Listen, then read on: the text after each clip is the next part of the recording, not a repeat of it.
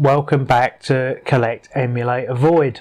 Now this is going to be a very brief introduction to Generation 5 of consoles. Now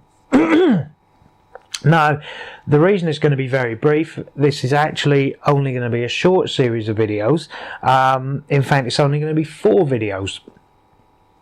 Now the stuff I'm going to cover in these 4 videos is, first of all, the Atari Jaguar and the CD. Now, like it or not, it was part of the 5th generation, so there you are. And it did actually, although it didn't make much of an impact, it was actually a relevant system in Britain.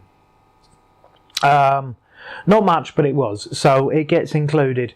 The Sega Saturn, obviously, I'm going to go into, because again that was a pretty big seller here, if I'm honest.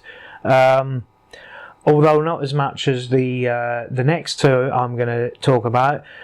The first one being the Nintendo 64, and obviously there's no need to explain why that's on the list. And finally, the undisputed bestseller of this generation, the Sony PlayStation.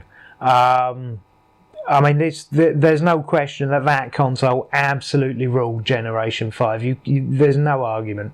Plenty of people argue about which one was better, but there's no question of which one was more commercially relevant and made more money for the shareholders involved.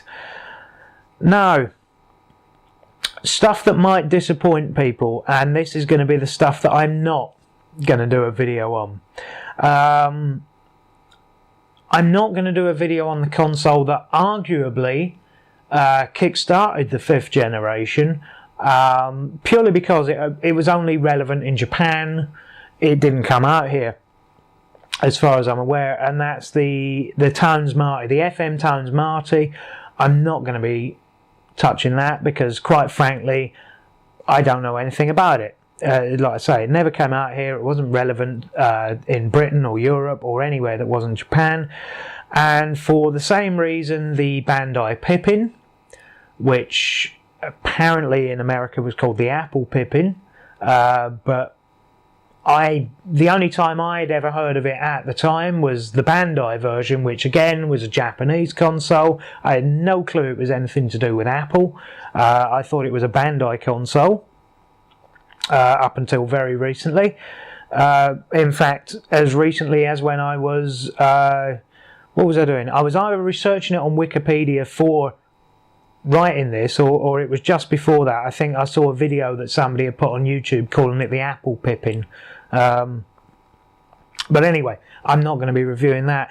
The other one is the PCFX, for similar reasons. Didn't come out here, was only relevant in Japan. Now, there was one that I was interested in doing a video on, but for 2 major reasons why I haven't, and that is the Capcom CPS. Now, the thing, basically, when I was writing the Neo Geo video, this machine came up in several of the things that I was looking at to research the video. The Capcom CPS came out. Now, funny enough, I had actually heard of the Capcom CPS, because I have got a CPS emulator. Although that actually does that is actually an arcade emulator.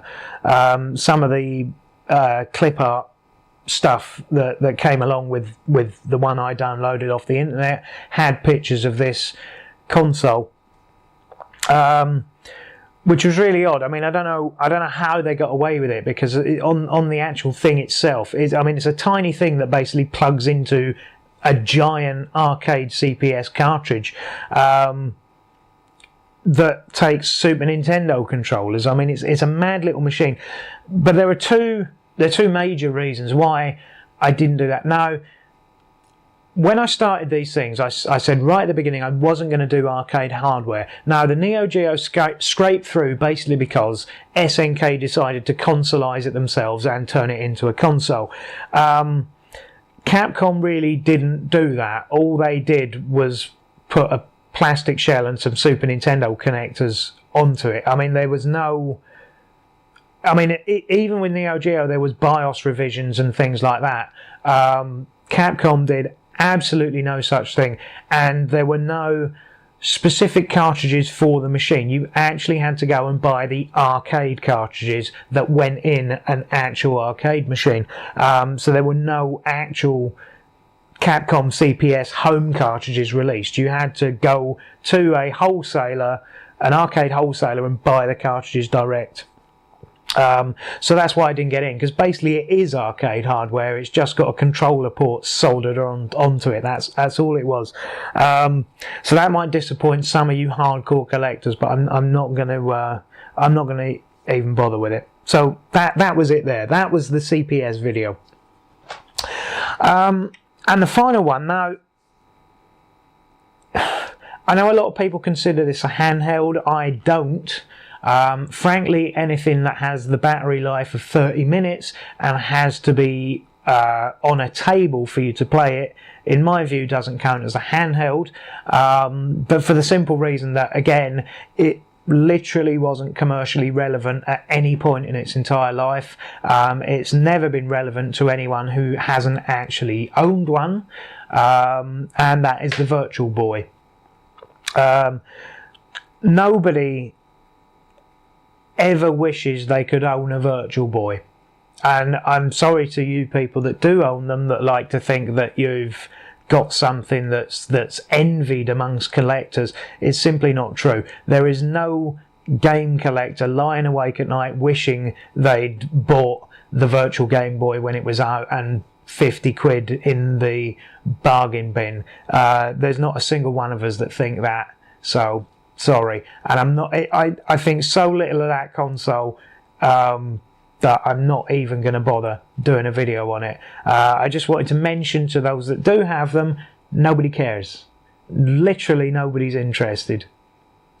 That's it. So on that note, that's what is going to be on my Generation 5 list, and that's what's not going to be on my Generation 5 list. So yeah, nice quick video this time. No point in liking it, no point in subscribing on the basis of this. Wait for the proper content, or go back and look at the content I've already done, and then you can choose whether to like and subscribe. But again, feedback is always useful, and do subscribe yourself to the Twitter, because then you will know when the videos actually come out. And in the case of some of them, they are going to take some writing. I haven't actually written any of them yet, so by the time this goes up, there may be a few days wait. And that's it. Just a quick teaser for anyone that is watching this when it's actually released. Do subscribe for the pickups video I'm going to be doing at some point mid-January 2017. And if you're watching this after mid-January 2017, go and look at that pickups video, because some of the stuff I have found is absolutely fucking amazingly unbelievable. Well, certainly to me. I mean, I honestly, I have had one of the best pickup months I think I've had in a very, very long time. So I don't often give teasers away for stuff that's not going to be on this specific playlist, but I'm just saying, you know, you might want to subscribe or at least join the Twitter feed just to see when that video's uploaded, because there may be stuff that you didn't even know existed that I've managed to get hold of. One of them by absolute fluke as well, which is quite a nice story. Anyway, that's it. I will... If I don't see you for the pickups video, I will hopefully see you for my Atari Jaguar video that's going to be coming up on this playlist in the next few days to a week-ish time, depending on how long it actually takes me to write it. Yeah, so I'll see you then.